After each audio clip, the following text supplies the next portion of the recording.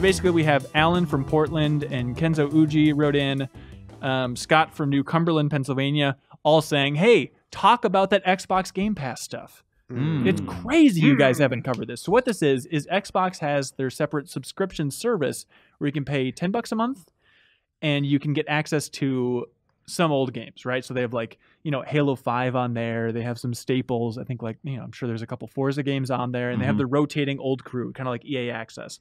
Microsoft recently announced that all Xbox exclusives, day one, will be included in Game Pass. Yeah. So this is the Netflix for games that some people have wanted for so long, but only for the Microsoft exclusives, which you could argue, how many of those are there really? It's an amazing announcement, but when you start breaking down the numbers, it might not be as crazy as you expect. But as people have pointed out correctly, if you are planning on buying 2 Xbox games a year, then it's worth it just to go ahead and get this Xbox Game Pass and then have so many per extra month, games. right? How much is it? $10 a month. $10 a month. Okay. So stuff like Cuphead and PUBG would have been on there last year if this had come out. That's a good question. I doubt it. You don't think so? Did they Maybe day Cuphead. one? Yeah, probably not PUBG. Well, I mean, they're both on PUBG is Steam. published I guess by PUBG. Microsoft on Xbox, right? Yeah, but it's also available on the other system. I think primarily this is like, they even said in their announcement, like, hey, the next Gears of War Microsoft game. Studios. Yeah. By the way, they quietly announced that there is, in fact, a Gears of War game in development, which they haven't announced so far, I don't think. And then, like, hey, next Halo game,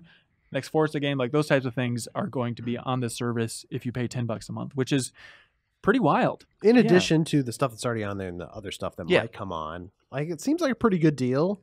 I'm kind of still waiting. Like I'm maybe in a weird camp of like, I play a lot of stuff on PS4 anyway, or PC, and so I still don't use my Xbox One as much as I should. But that's what people are writing in about, saying, "Hey, But you now, idiots, stop being PlayStation fanboys." Now I don't even know if I'm a PlayStation fanboy. I just like them better. You're wearing Look at your sweater. For the audio listeners, he's wearing a Christmas sweater that is the ugliest PlayStation themed thing I've ever seen a human being wear.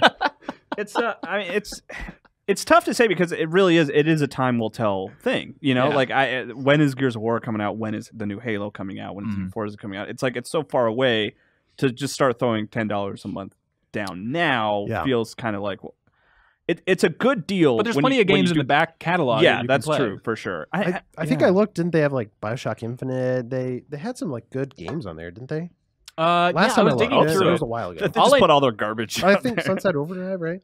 Could be, yeah. I was just bummed out digging through it because I didn't have the Master Chief Collection. That's all I wanted. It's like, they have Halo 5, which is probably better for most fans, but it's like, I really wanted the Master Chief Collection. So it's tough. Just any monthly thing, regardless of the benefits of it, any new monthly thing that I have to add to my, getting pulled out of my bank account every month just makes me pause, and I'm hesitant to do it. Well, subscribing for online services, getting like Xbox Gold. Yeah, all that like stuff. because I have Netflix, I pay for Funimation, I pay for Hulu, and I don't want to just keep the show on Netflix. No, just love in your life. The love of your family. But yeah, and I don't like adding new things to that, even if it like financially will work out. Like I just like as a fan of games, I would just rather pick and choose exactly which games I want and like just buy Halo 6. It feels kind of like, I don't know if you guys have heard a lot about like the Movie Pass thing.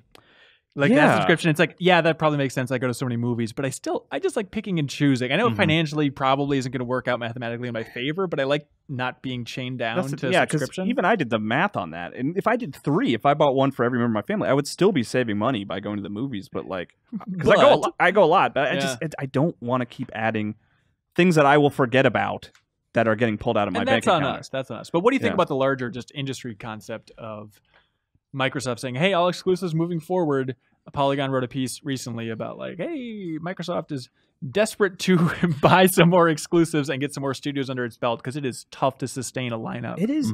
It would sort of elevate the good games, I think, in a weird way. Like the ones that are, rather than like the hype leading up to them, like getting it sales, like the more important sort of like player numbers would become a much more important factor than sales numbers, Well, that's already what Microsoft's pushing forward. Like when I went to some event and Phil Spencer got up and talked to us, he was talking about daily active users and monthly active users more than he was sales, which I mean might be a result of the fact that Sony's killing them in sales, or was at the time. But I mean that's the metric they're already relying heavily on. Ideally, I would hope that it would encourage just like better games. in a weird way. You know, like I feel like Netflix's original content is really good Yeah. because they can just focus entirely on what people will watch as opposed to what people will buy. If you're cynical, however, you might say, maybe this is just paving the road to get more people playing those good games, and then we can nickel and dime them with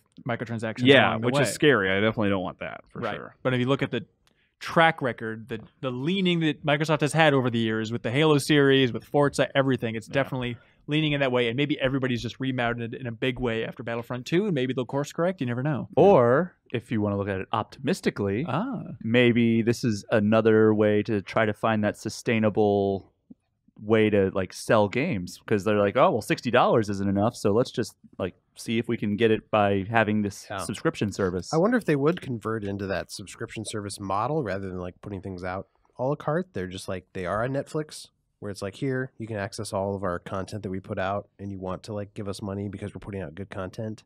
Do you think the business model would ever shift that direction? So you mean like getting rid of buying games altogether and just like buying games on a disc, right? I guess. Yeah. Wait, Yeah, I I don't understand know. what you're saying.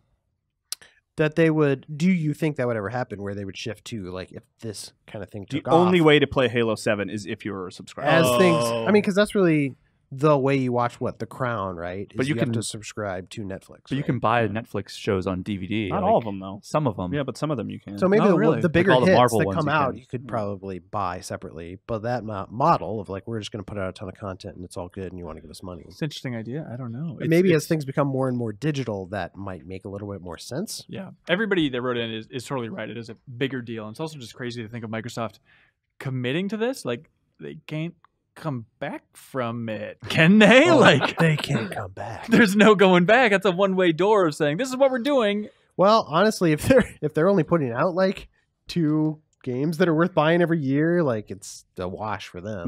Maybe the trick is they have no exclusives planned at all.